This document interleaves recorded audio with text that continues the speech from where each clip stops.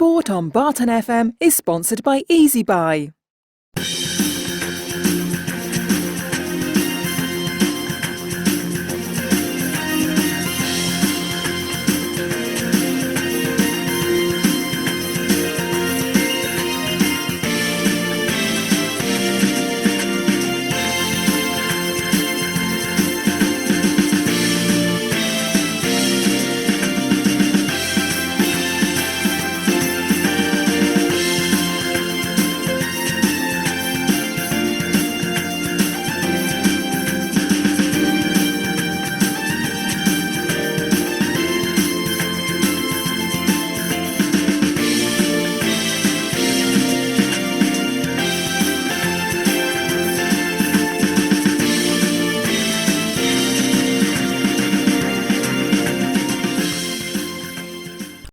This is the football podcast featuring the North Counties East League.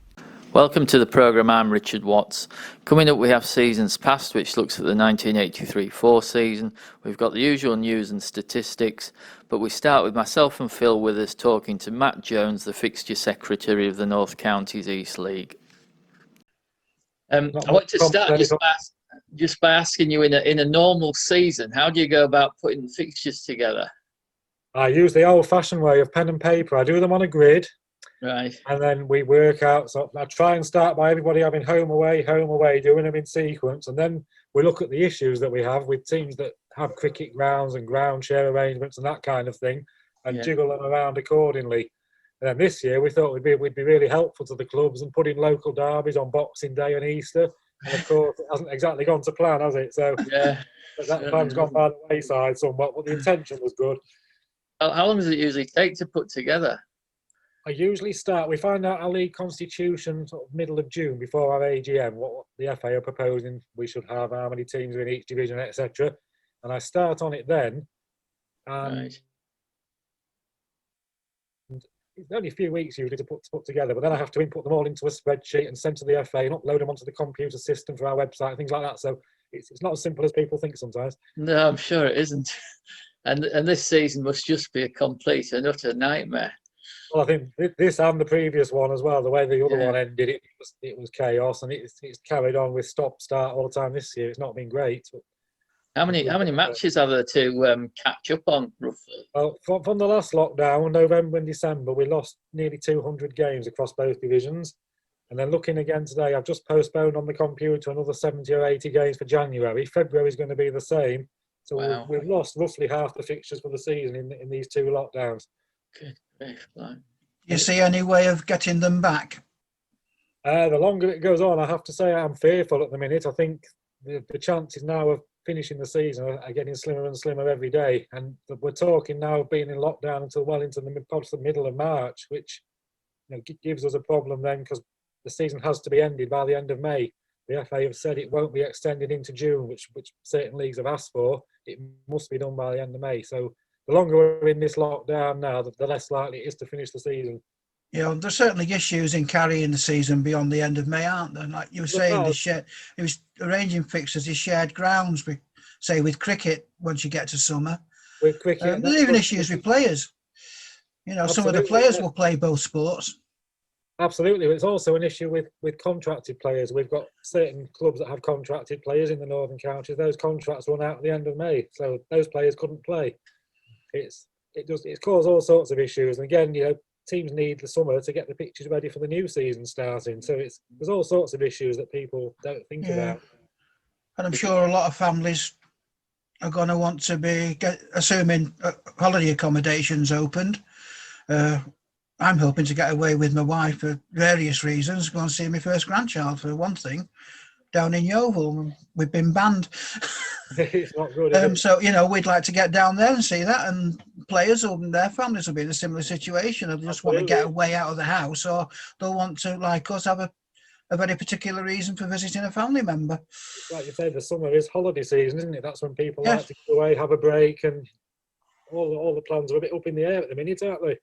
Yeah, and everyone talks about players, but they seem to forget club officials, volunteers, match officials. So all the other things that go with putting on a game, which a lot of fans I don't think realise what goes into putting a match on. No, it's one of the issues that we've had. One of the big issues is the volunteers at a lot of our clubs that help out tend to be elderly and in the vulnerable groups, and they're not really wanting to go to games at the minute while this is going on, which I think is understandable. Yes. So it's been one of the reasons we postponed the season again last week before the government announcement of going everybody into lockdown. We were struggling at clubs across the areas to get people to staff the grounds. Yeah. Can we go back to fixtures? Because I've Of course. gone off topic a little bit. You were saying about how you arrange fixtures pre-season for the upcoming one. Have you ever given any thought to maybe starting the season by the first 19 fixtures in our leagues with everybody playing each other once, and then reversing the fixtures, which they do in some continental countries, I believe? Well, it's something that I try to do. As I say, I try to give everybody home away, and I plan them all out as a rough draft on paper, and then we double check them, and my other half double checks them with me to make sure I have in the past had teams playing each other 3 times and things like that easily done. And then when we're happy with them, we tweak them as necessary, obviously on the requirements and the limitations of some of the grounds and the teams and ground shares and that kind of thing. So they do all start out as a rough sort of home away, and teams playing each other in order. But then by the time I've tweaked it, it's nothing like. By the time they're actually ready to upload and start, it's changed quite a lot. Is there an option this season if there's time to sort of like reduce it and say teams just play each other once to get it finished? At the moment, the latest update that I have is that the steps 3 and 4 leagues, the 2 leagues above us, want the season to end immediately. They issued a statement out on Friday saying that they want the season to end, and they're going to send a survey out to their member clubs to see what the clubs think and see if the clubs are in agreement with that.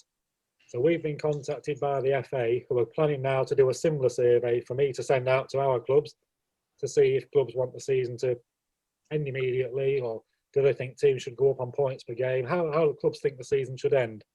Right. I will circulate that to all the clubs as soon as it arrives. It hasn't done as yet. But we actually did a similar exercise at the end of October where we sent a survey of our own out to clubs. And at that time, the majority of our clubs wanted promotion to be sorted on points per game should the season end early. So I think it'd be interesting now to see, it looks like it may end very soon. Do they still think the same, given the fact that some clubs have only played 6 or 7 games? Can you promote a team that's played 6 games? Or I think it's a bit I think it's nonsensical when teams have played so few games to do points per game. I know there's Football Forum and on, there's a large number of options for how the season could be finished, including some people saying bring back last season's results, combine them with the relatively few we've got this season, which almost makes a full season from a lot of the clubs, and then do points per game on that. And others saying, well, you can't bring back a season that's been expunged. Well, no reason why you couldn't, really. The results are still there. One of the things I actually sat down and did the other day was exactly that. So we calculated a 2-year league table to see how it works out. Some of the teams have played 41 games over the 2 seasons. Everybody's in the 30s, so it is close to a complete full season. And when you actually look at the league tables, there's not a great deal of difference between the tables now and how they finished when the season was expunged last year. They're very much the same teams are at the top. The majority of teams that were at the bottom are down at the bottom again, struggling. There's 1 or 2 exceptions. I think Staveley this year were up at the top all last year. This year they've only played 7 games, so they're not high up. It impacts them. And the other one in Division 1 is Selby, who had a really good year last year, and for some unknown reason this year have struggled, and down the bottom have only got 3 points. But the majority of the teams are in a very similar position now to where they were when the season was expunged last year. So it is something that I've looked at, but I don't know whether the FA would consider that for promotion and relegation. No, I think probably season on season, what you've just said about teams at the top last year are the teams at the top this year and probably are next year, and similar as you go down the division. There's always your mid-table teams that never seem to be challenging for promotion or in any real danger of relegation. You've always got your perennial teams that are struggling to avoid the bottom 2 places. I don't think that changes. The differences in between the 2 years are quite slim. You say there's 1 or 2 that have a big change, but not many. Most teams are very similar to where they were last year when the season was expunged. And I feel quite sorry for the ambitious teams that we've got that were at the top last year. They've invested a lot of money in the facilities, a lot of money in the playing squads. They want promotion, and they're the same teams are up there again this year. I think it would be a crying shame if, again, the season gets expunged and nobody moves up or down. Yeah, I mean, say the FA wants to carry on with its reorganisation, doesn't it? Which Well, they said it would be in place. They said right from the start of this season that promotion and relegation would happen. But I don't think anyone was expecting the season to get called off quite as quick as it has. So they've got a tough decision to make. yeah, I must admit, from my point of view, I'd rather they went back to the drawing board on the reorganisation, because I actually think 24 team leagues are too big. I'd actually be totally radical and probably be a lone voice, but I'd take every division down to 20. Yes, Which means massive relegations, although step 3, 4, of course, with having the extra league next, whenever it happens, probably avoids that in some cases. A lot of teams just moving sideways into a new league. Yes, yeah. I know with the Northern Counties East League, 20 teams per league works quite nicely for us. I don't think we'd want any more than that. That's sufficient for a league at our level, where the players are semi-professional and they've got full-time jobs and things. It's enough games. Yeah, well, again, that's one of the issues with extending the season, isn't it? A lot of businesses might start running again and they want the staff in, and that includes a lot of our players. It is. Well, as I've said, if the lockdown continues into March, like they're suggesting it will do, we simply won't be able to get the fixtures in by the end of May anyway. So they'll be looking at Plan B, whatever Plan B may be. Yeah. If the FA come back and say, right, the Northern Premier League is null and void and not taking part, does that mean, do you have to follow that, or can you still play on if your clubs want to? Well, as I say, we've been told that the FA will send a survey out for the clubs to complete to see how they want the season to end, should it cease early, which looks increasingly likely. If nobody's coming down from the Northern Premier League, we can't promote teams because there's no spaces for them to go into. So it does cause all sorts of issues. So what we've asked is for the FA we'll put a couple of proposals through when the survey results are known. And leagues across the country at steps 5 and 6, same level as us, will put their own results in, and the FA hopefully will make a decision that will apply across the country. But I hope there's find some way to certainly give promotion to the teams that deserve promotion, because over the last 2 years, so the same teams have been up there pushing for promotion, they've invested, ready for promotion, they want to go up, and it'd be a crying shame again if that's not allowed. Yeah, everything at the moment's an if and a but, isn't it? But should this season be curtailed and clubs can start ground preparations earlier than they might normally, because they're not having to go till the end of May before they can start groundworks, etc., would you be looking at maybe starting the next season a little bit earlier and have a little bit of leeway just in case we end up in a maybe not as bad a situation, but certainly a similar one? I notice Hancock said we want to get everybody vaccinated till autumn. No. It's something that we could look at as a league. It's a proposal. Again, we would have to, with the support of our clubs, submit to the FA, because that would need approval from the FA Leagues Committee and then a vote from the FA Council. Nothing's ever simple. But the normal standard procedure is we start on the first Saturday of August. That's set down in the FA rules. So they would have to change the rules to allow us to start early. Again, it's something we could suggest if clubs are in favour of it. Yeah, just starting mid-July, just give an extra couple of weeks, wouldn't it? Well, it would have been clubs playing friendlies at that point anyway. So yes, it would reduce the number of midweek games later on to when the weather's bad. So yeah, it's certainly something we could consider.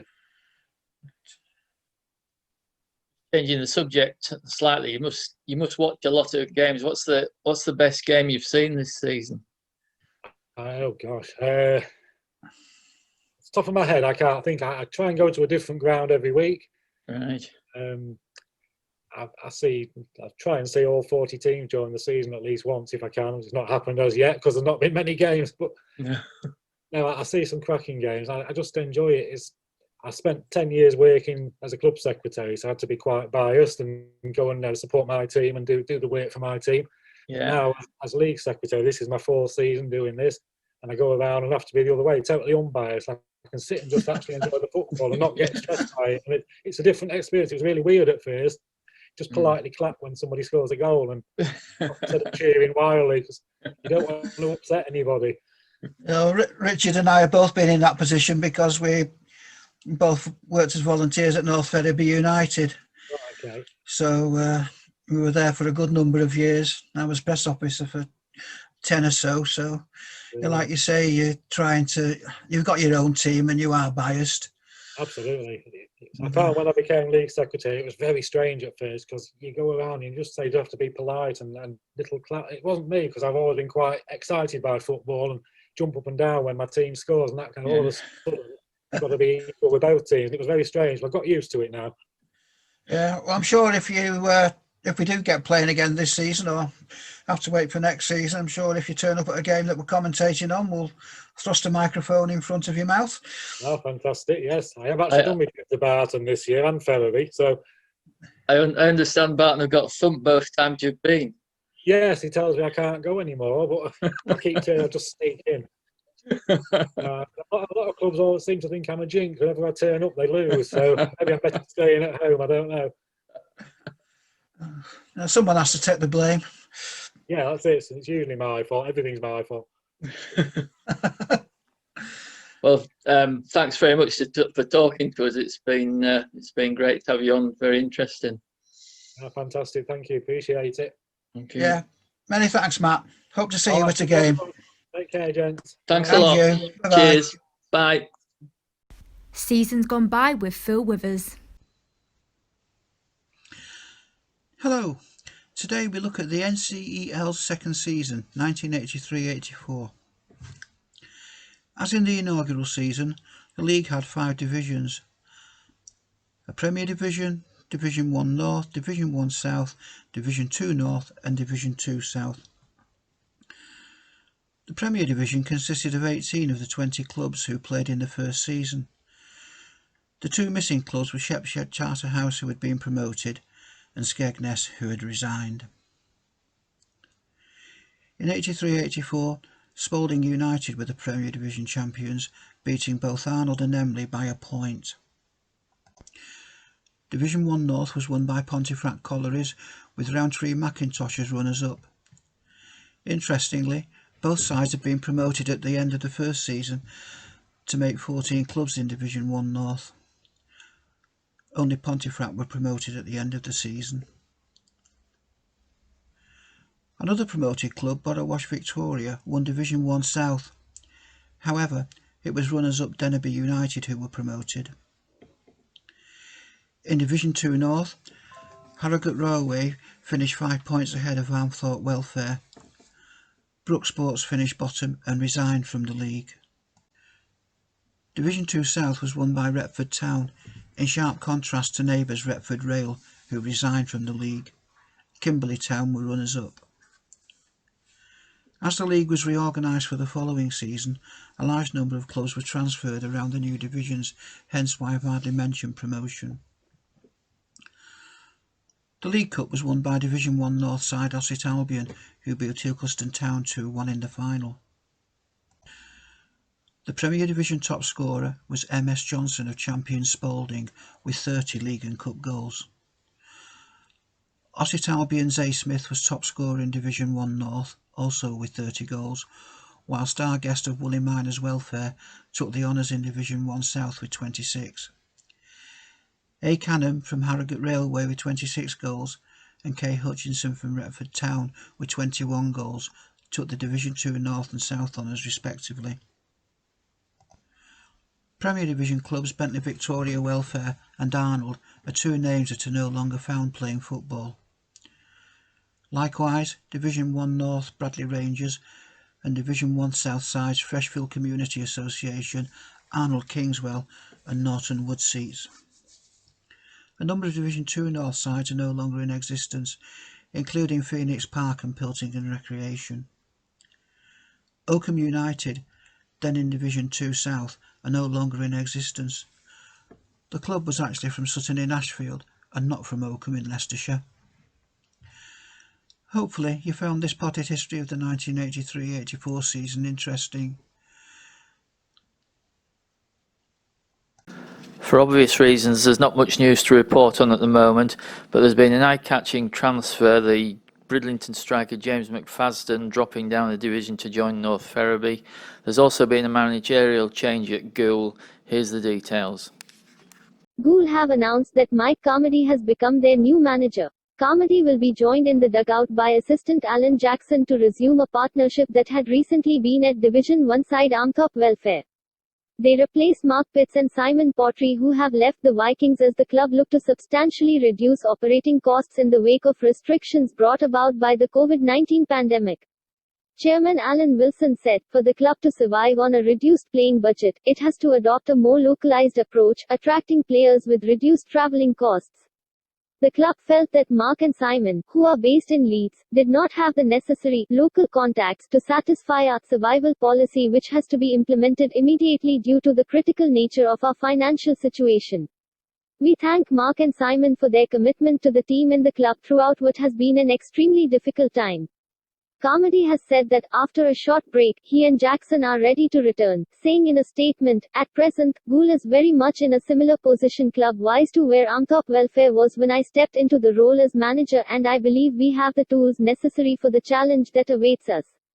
We are under no illusions to the size of the challenge, but feel that if we can create a positive environment for players, fans and volunteers to come together, then there won't be many clubs bigger than Gould in the Northern Counties East League. The fan base that Gould have had over the years has been second to none, and we are going to need them back through the gate, and hopefully they will be rewarded with some exciting football."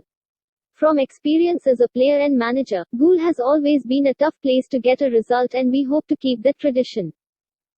North Counties East League Premier Division. First Yorkshire Amateur 29 from 11, second Bridlington Town 21 from 9, third Liversedge 21 from 7, fourth Garforth Town 21 from 9, fifth Maltby Main 18 from 10, sixth AFC Mansfield 17 from 9, seventh Handsworth 17 from 12, eighth Grimsby Borough 16 from 10, ninth Barton Town 14 from 11, 10th Albion Sports 13 from 9, 11th Eccleshill United 13 from 11, 12th Penistone Church 12 from 7, 13th Hemsworth Miners Welfare 12 from 7, 14th Goole AFC 11 from 11, 15th Silsden 10 from 10, 16th Thackley 8 from 11, 17th Staveley Miners Welfare 7 from 6, 18th Knaresborough Town 7 from 9, 19th Bottisford Town 4 from 11, 20th Asley Recreation 3 from 10. North Counties East League First Division.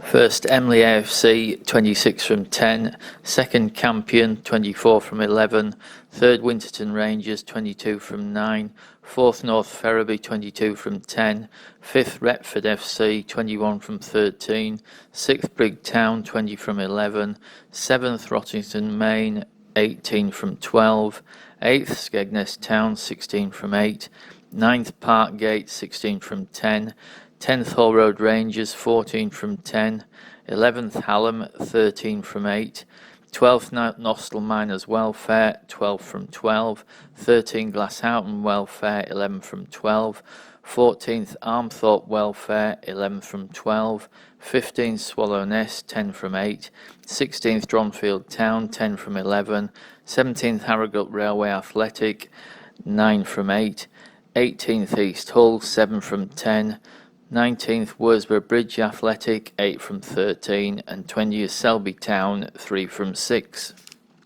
Leading scorers. North Counties East League Premier Division. Ross Duggan of AFC Mansfield has 16, 12 League 4 Cup. Daniel Earl of Bridlington Town has 11, 10 League 1 Cup. Oliver Fearon of Liversedge has 10, 5 League 5 Cup. Billy Logan of Bridlington Town has 10, all in the league. Jamie Austin of Maltby Main has 8, all in the league. Roy Fogarty of Yorkshire Amateur has 8, 7 League 1 Cup. Joe Walton of Liversedge has 8, 5 League 3 Cup. And Regan Ward of Goole has 8, 4 League and 4 Cup. North Counties East League First Division. Kieran Watson of Hallam has 15, 10 League 5 Cup. Josh Walker of Winterton Rangers has 12, 11 League 1 Cup. James Isles of Emley has 10, all in the league. Aidan Kirby of Campion has 10, all in the league. Mark Ferguson of Glasshoughton Welfare has 9, all in the league. Sean Hunter of Campion has 9, also all in the league. The feeder leagues. The North Counties East League has the following Step 11 feeder leagues: the Central Midlands League North Division, the Humber Premier League Premier Division, the Lincolnshire League, the Nottinghamshire Senior League Premier Division, the Sheffield and Hallamshire County Senior League Premier Division, the West Yorkshire League Premier Division, the York League Premier Division, and the Yorkshire Amateur League Supreme Division. Here are the current league leaders of the various feeder leagues: Central Midlands League Claycross Town, Humber Premier League West Ella and Willoughby, Lincolnshire League Epworth Town, Nottinghamshire Senior League Bingham Town, Sheffield and Hallamshire County Senior League Dodworth Miners Welfare, West Yorkshire League Ilkley Town, York League Dunnington, and the Yorkshire Amateur League Wortley. That's it for this edition. Thanks for listening.